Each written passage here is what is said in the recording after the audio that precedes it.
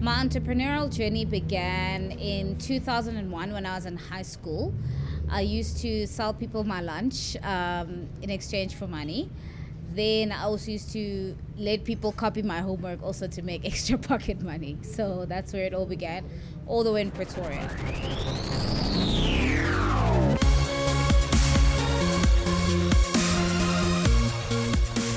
What motivated to start this business was my love for cooking. I've always enjoyed cooking, although I never thought of it as, taking it in terms of a business until I was approached by a friend of mine to obviously get into the restauranting industry.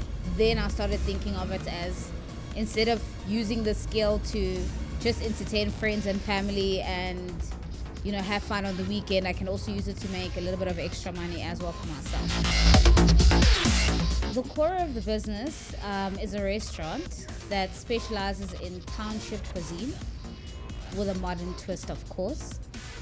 We started with doing Kotas, chips, Russians, the basics. But over time, we realized that the demand for more of the traditional Township food has grown. And we started adding into the menu things like mohodu, beef trotters, dumpling, all of these things that people normally rush home for.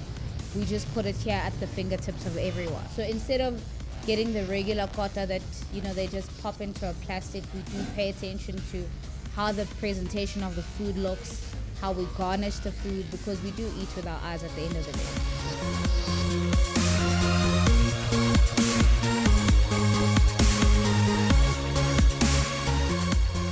Raising capital for the business was quite a challenge. I mean, we went from saving to cashing out investments to reducing our standard of living. And as time went, we just needed to find new ways to keep the business alive.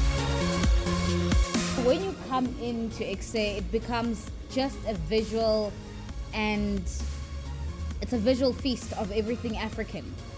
From eating the Skopas while you wait for your food to, being able to ask for the Skopas or the shrum-shrums to be, packed in a little bag for you. So it just takes you back to Kasi. Everything that speaks of SA and that speaks of Kasi is within, the realm of Ekse.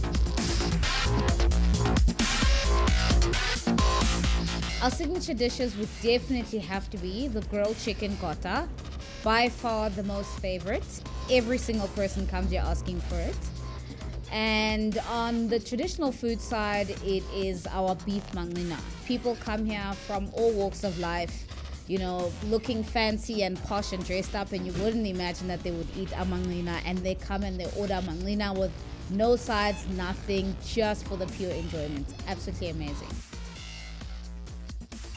Maboneng is like a growing hub for arts and culture and different, like a young vibe and a lifestyle. So it pretty much almost seemed like a no-brainer to come and launch a new business here, because there's loads and loads of different types of people from all different walks of life.